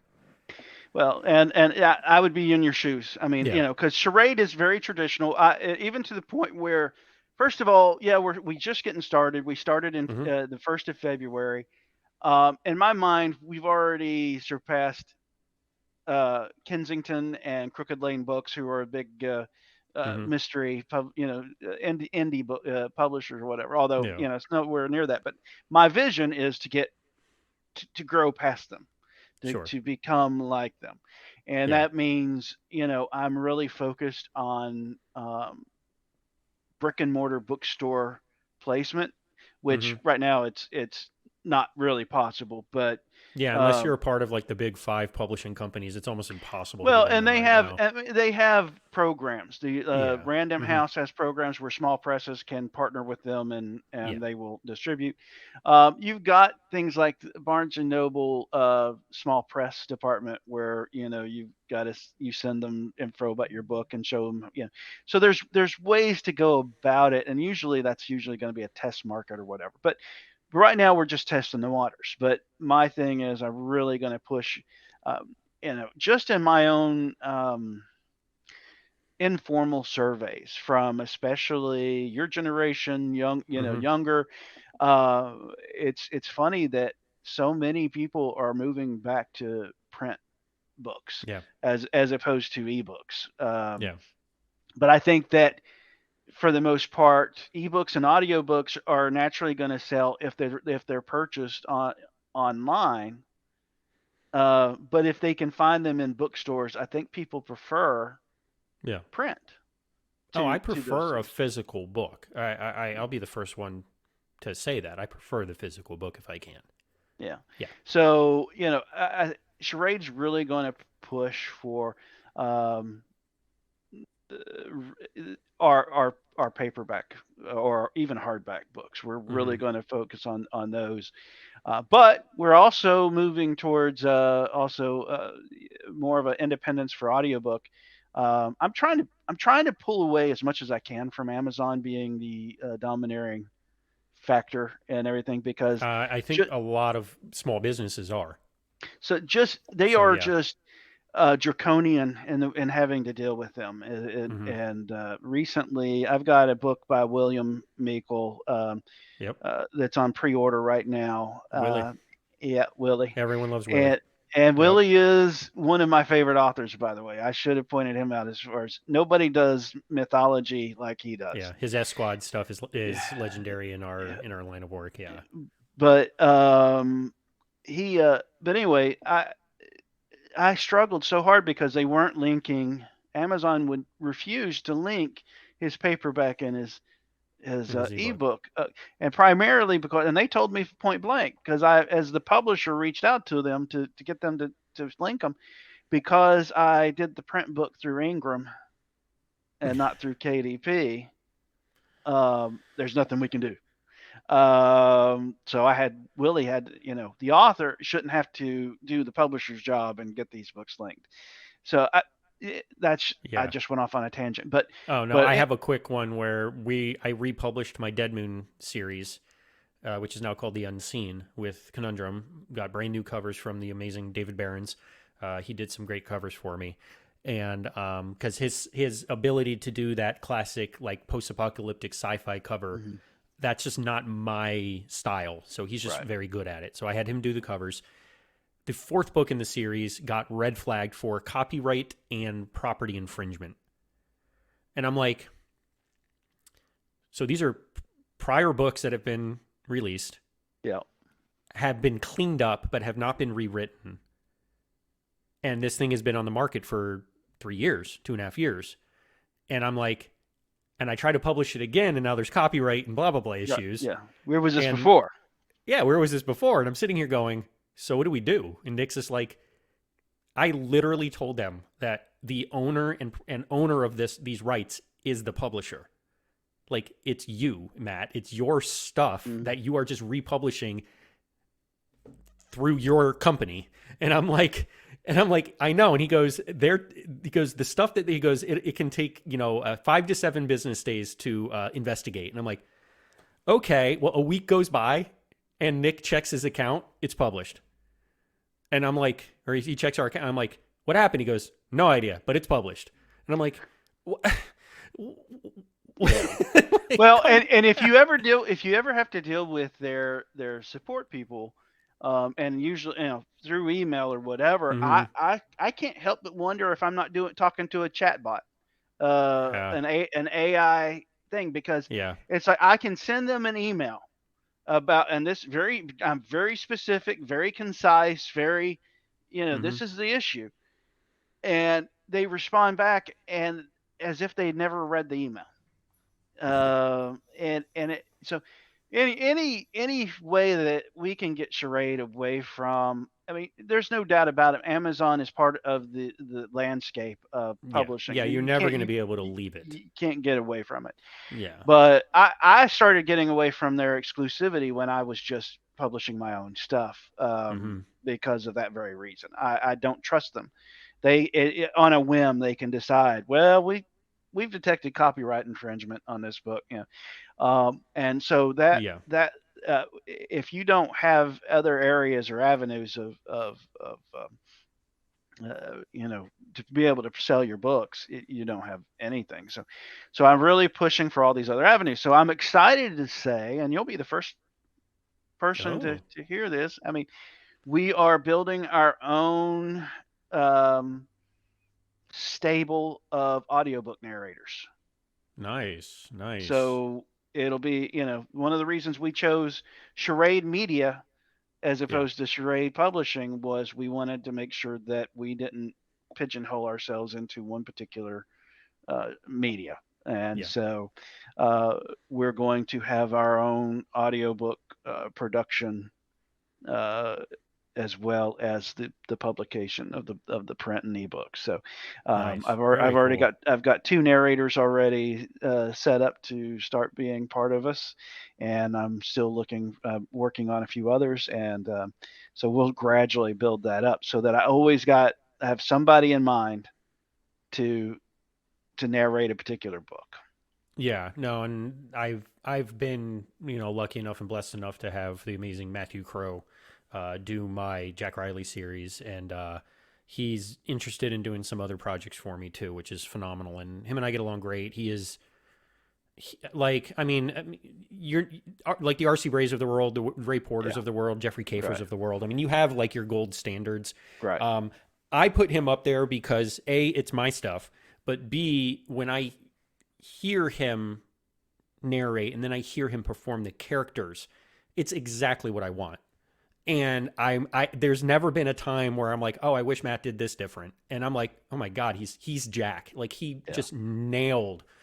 Because I'm like, and he reads the book. Reads them and he goes, Matt, he goes, these are going to be so fun because I'm enjoying the hell out of these stories. So I can't wait to perform them. And I'm like, oh, thank God.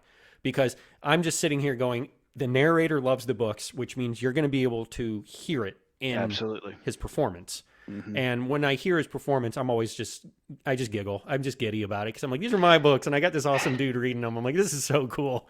It's so funny you talk about that because my first audiobook I had done was for Primal Thirst, Hmm. and I was fortunate to get a guy by the name of Kif Vanderhoovel who performed his book. The guy is he's a student at Second City comedy, whatever, but he's been in uh, he's was a recurring character on Parks and Recreation. He was in, I can't remember, one of the more recent Batman movies as a cop. He was, bit, we're talking bit parts, but the Hmm. guy's been around.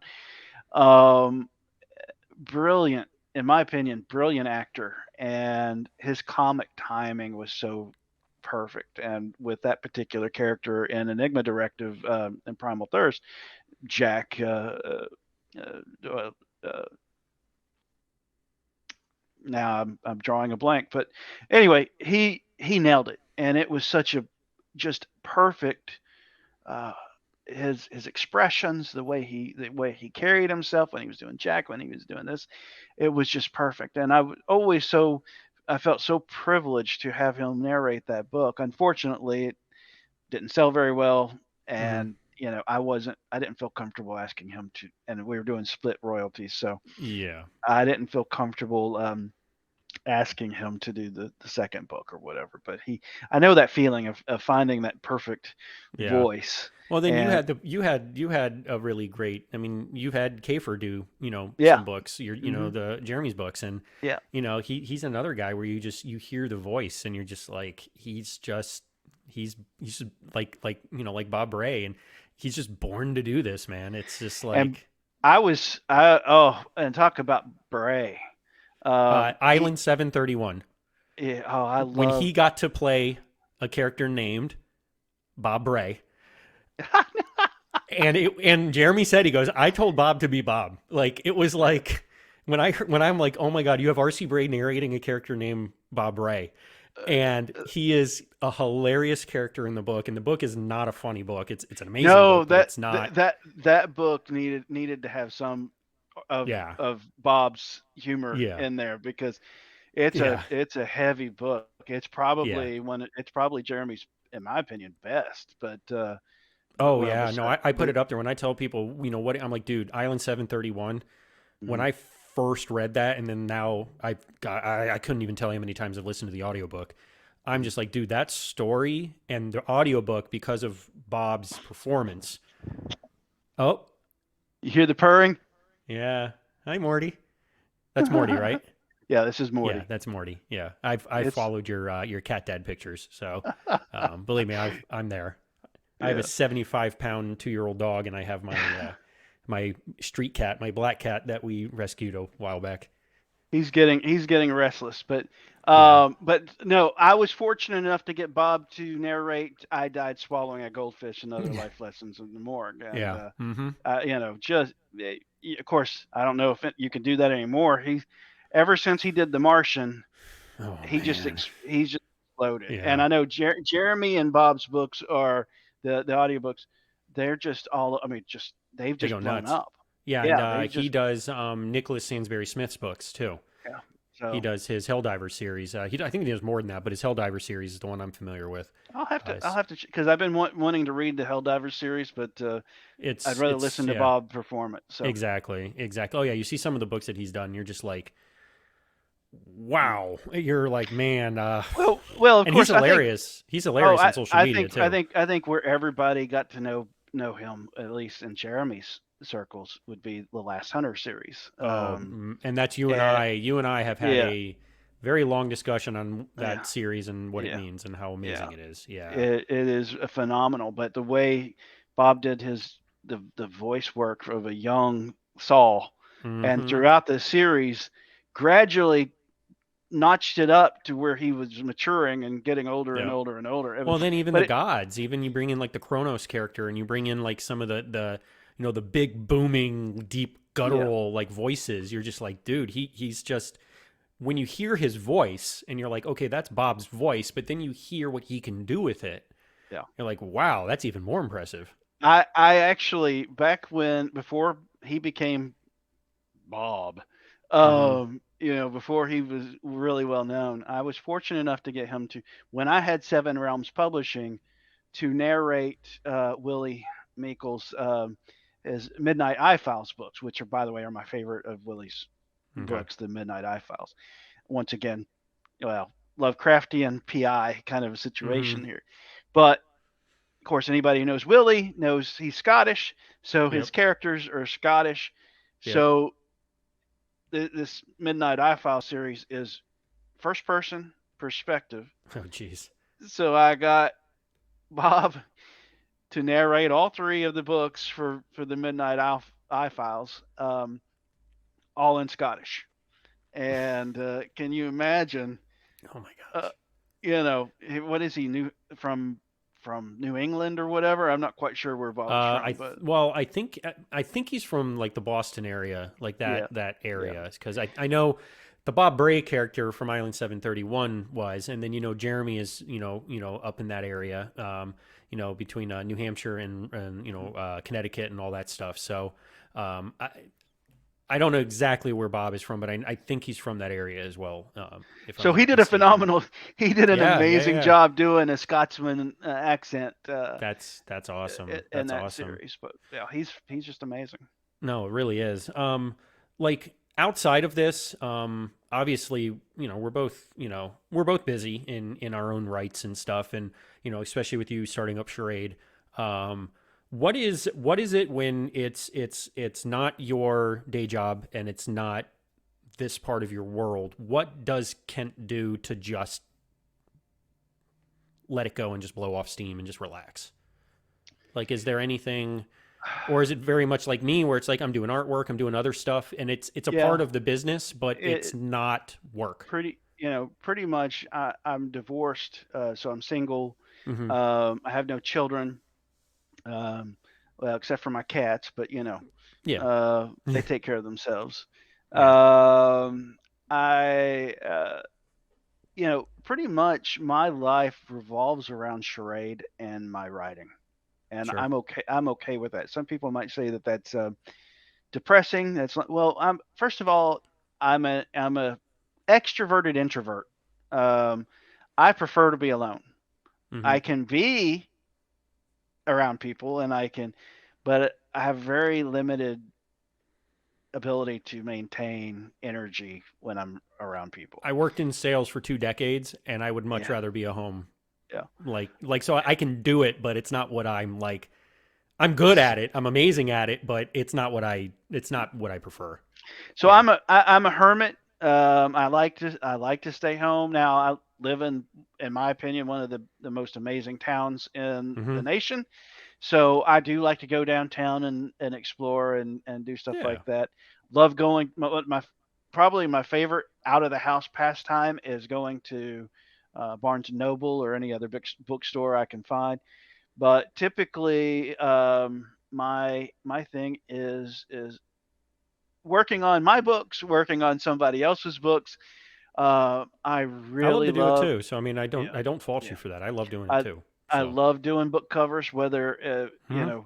I'll have author friends that I'm not publishing, or I'll have but Yeah. they'll tell me about their story, and I'll immediately go and just do a do a cover. Hey, do you like this? And um, now I do.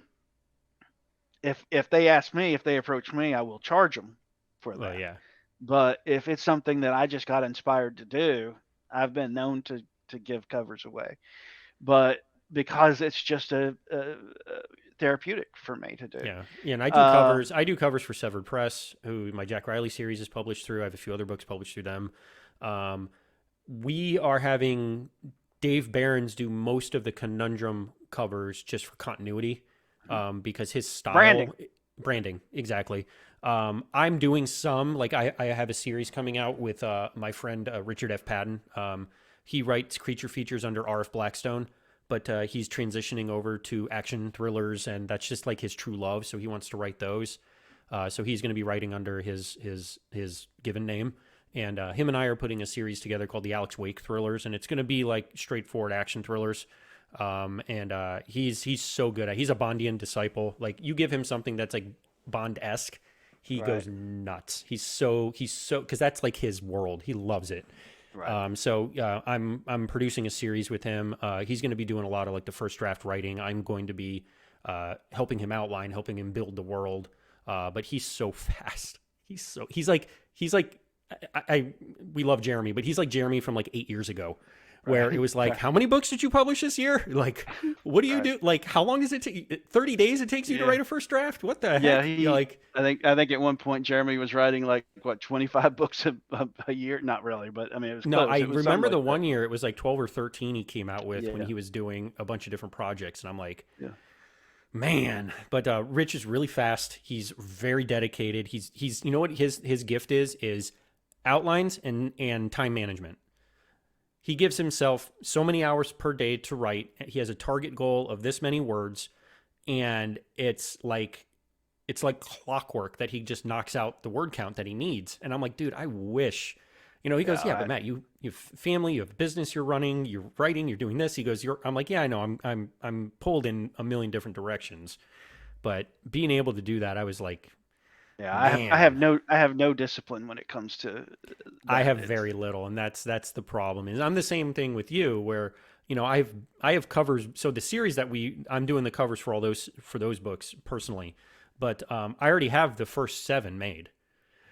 Book titles, the whole Right. shebang. I've shown him, and Rich is like, "Oh yeah, we're doing it." And I'm like, Yeah. "Okay," like Right. that was just because there is a style that's easy for me to replicate, and Hmm. it's the perfect brand for what it is. Hmm. And I'm like, "Oh, I see that image, cool." And then I see a name, cool. Let's do it. And then boom, another cover, and then boom, Right. another cover, and it just sets the theme, it sets the mood. Right. And I've done that. The Relics of God series, all 4 covers are done. And it's what I believe is my personal best work.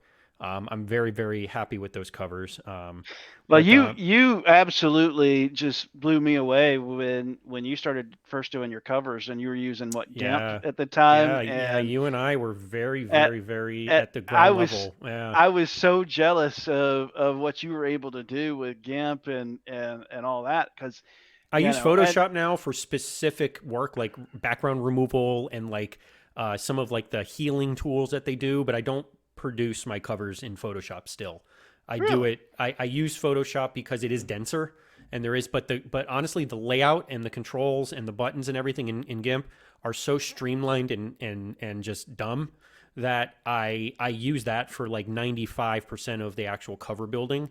And if I need to do specific stuff, I'll just convert it or I'll upload the images into Photoshop, do what I need to do, and then, export them as PNGs and then upload them into GIMP and then keep going.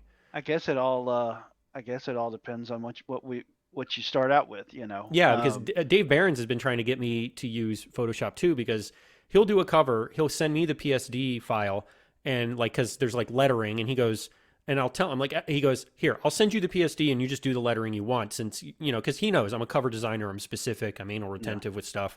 And I'm like, dude, I don't know how to use this stuff. I'm like, yeah. because I'm like, like, I like over your skis type of thing. But, Right.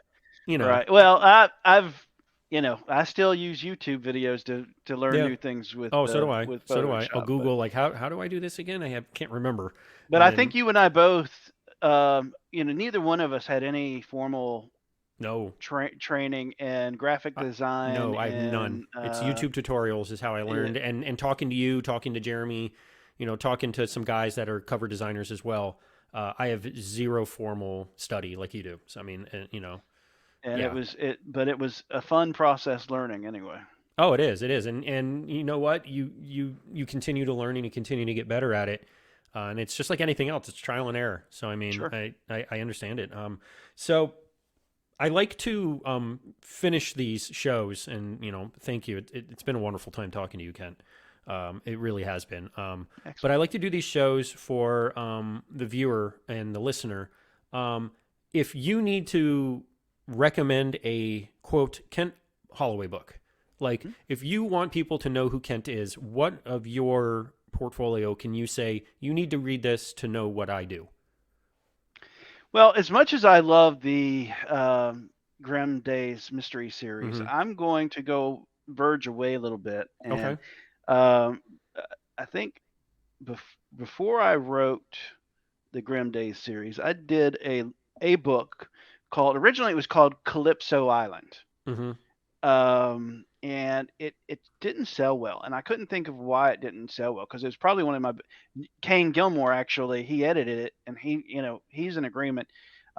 It's without a doubt my best book, and but it was set in 1955, 1956, something like that, in a tropical Caribbean island, and it's an ex-pilot from World War II who's now a smuggler on this little island, and he gets in some trouble with KGB agents, a voodoo cult, and a despotic governor, and it was called, like I said, Calypso Island. But now, because I changed the title, I changed the cover, because I thought, well, maybe that's why it didn't sell very well. So Mm-hmm. when I started Charade, I just went ahead and changed the name, and so now it's called Yeah. Murder on Voodoo Island. Yep. Um, and I would say, if you want to get a good picture of my style, that's a good one, And it because first includes of a lot of the things that you the have element, a deep interest, exactly. the elements and stuff. Yeah. Typically, I'm going to write things about voodoo, Santeria, Palomayambe, any of these Caribbean religions and that kind of thing, or you know, the, I just loved, and it had calypso music, which I love calypso music Mm-hmm. as well. It was actually Murder on Voodoo Island was actually inspired by a calypso song called Run Joe. So if you ever want to listen to a great song, go Okay. to YouTube and listen to Run Joe, and it was inspired by that song. But yeah, if you wanted to see what a Kent Holloway book is, check that out. Cool. Cool. And what about something from someone else that either inspired you as an author or just something you just find incredibly entertaining and you would love other people to read? Well, for this question, I'm going to give out You can give out a couple if basically. you want, because it's a Well, very no, broad. yeah, but I'm gonna just shout out to a guy that I think deserves a lot more recognition than he's getting. Hmm. His name is Ryan Rivers, Okay. and he's written a series of male oriented cozy mysteries called the Bucket List Mysteries, Gotcha. and it involves a former child actor who used to have a TV show where he was a boy detective, and he really doesn't have much of a name for himself now, and him and his best friend, well, not best friend when the book series starts, but they become best friends, solve mysteries in this little small town, and it's very much like the banter between them, the interaction between them, very much like the TV show Psych, Okay. and Yep. so very comical, lots of laugh out loud moments, but the mysteries are really well done. They're very fair play. You can Hmm. really get an appeal for his Yeah, and books. the first book in that is Aerobics Can Be Deadly. Is Correct. Hmm. So if anybody wants to check that out, Ryan Rivers, Yeah. Aerobics Can Be Deadly. Yeah. So I'm actually very curious because we've talked about this at nauseum privately, but the Jeremy Robinson books that you and I really kind of latched onto, Right. specifically the Antarctos saga, because I know Hmm. you and I have always said, even to this day, it's one of our The best. favorite series ever Hmm. written, but Absolutely. it's also our favorite, the audiobooks, Hmm. just Antarctos Rising, which was the standalone of that Right. kind of launched the series, was the second book from Jeremy I ever read. First one was Kronos, and which was his version of Jonah and the Whale. Hmm. And Jeremy does have some like biblical depth in a lot of his, specifically his early work, but a lot of his work. And he kind of inspired me for my current series, the Relics of God series, to be able to dip my toe into that story and still make it like broadly acceptable for Hmm. readers. And um, everyone that I've ever recommended the Antarctic Saga to um, have gone, whoa, like where, how have I Right. not? And I know Yeah. you and I just specifically have always said, like from day one, from first time that we talked and when we were in Jeremy's, group together, and it was like, dude, the Antarctos books, that's the stories. I wish the entire world would read them. That's how good they are. And I mean, Yeah. if anything deserves a movie or kind of a deal or whatever, Hmm. to me, the Antarctos series Yeah. definitely should get one. And it's not just the subject matter and the way it's put together and the way he puts the world together, but man, the research, Hmm. because there's like four different genres put into this thing, and each genre, like the techno thriller, the this, the that, Uh-huh. the apocalyptic stuff that's in it with the end times, end world stuff, but then it's also the scientific research and the history, and And then then you've it's got the superhero genre too. yeah, yeah, yeah, I yeah, mean, if you throw, Solomon with his powers of, yeah, Antarctica or over whatever. Antarctica, yeah, yeah, yeah. So, And you're like, it's mind bending, but in the most entertaining way possible because it's also so heavily character driven. mm, And that is one thing I mean, I definitely try to do is, I have this amazing story, but it doesn't exist without my characters. And and that's why I was always told from the get go. Sean Ellis, I think, told me this. Another of Jeremy's close friends and a great story producer in his own right. Um, he always said, he goes, if you can't explain it through narration, just do it through your characters. Make sure it's or default to character narrative or dialogue. yeah, Um, because it always sounds better coming from the characters that your readers are identifying with. doesn't sound so expository. Exactly. Like you get that Morgan Freeman effect where it's like two and a Mhm. half pages of just narration and exposition. And then, oh yeah, by the way, this is happening because it's Right. the information dump can sometimes be just so overwhelming. Like I remember the first time I played the Rainbow Six games, and then I found out that they were actually books. because at that time I was just a kid playing video games. And I'm like, oh, Rainbow Six, Tom Clancy, this might be cool. We had this small little brick and mortar bookstore. And I walked in and I'm like, okay. So I pick up and I see Rainbow Six and I'm like, it's 840 something pages. And I'm like, good. Oh my, like to me, that's not a book. Right. That's like, Yeah. Yeah. and I An read it. epic. Yeah. And I read it. And I'm standing in the bookstore reading it. And I'm like the first 5 or 6 pages is all just information military dump. And I'm like, whoa, like, I'm like, this is like so far over my head that I don't know what's happening. And I didn't read it. I was just like, maybe I'll do it late. I'm not ready for this. I don't understand it. And I'm like, I can see some of that in some current works. And I'm like, thank goodness I got the mentorship that I did at the beginning from a lot of you guys that have been doing it longer than I have, where it was like, the best stories are always the stories that revolve around the character, not the information. And the information is just a part of the story. I will say that every story I have written to date always began with the character. Yeah. I've Yeah. never been a high concept writer. No. I think there's a place for high concept, Mm-hmm. but every story that I've ever come up with, I talked about the ice cream truck, Yeah. series. It started with them. Buster and Dolores Ives started with them. Mm-hmm. Even the Grim Reaper. Yeah. It Well, I was like always Zara, starts. my Zara Kane character that I'm writing with Nick. I'm like, what if Lara Croft and Evelyn Carnahan were the same person? Evie. Right. And I'm like, from The Mummy. And I'm like, that would be really freaking cool. I'm like, right. So she has the Egyptian heritage. She's an American with an Egyptian mother. Her dad was from Long Island. Her mom is from from Egypt. And so I definitely did that with Evelyn in mind. And I'm like, but she's that globetrotting adventurer, thriller, heroine like Lara Croft is. And I'm like, I built that series around this specific character because I wanted to feature, like her background to the first book, the Anubis Plague. It's all Egyptian. It's all based on a lot of their, the culture and the ancient culture and stuff. So, but it's the same idea. It started with her, and then that's where like everything just blossomed from. I'm like, okay, who are her parents? Does she have a brother? Yeah, she'll have a brother. Why not? And who's this? Who's that? An uncle. And then it just boom, boom. And then, that's where that family tree and that story just kind of evolved.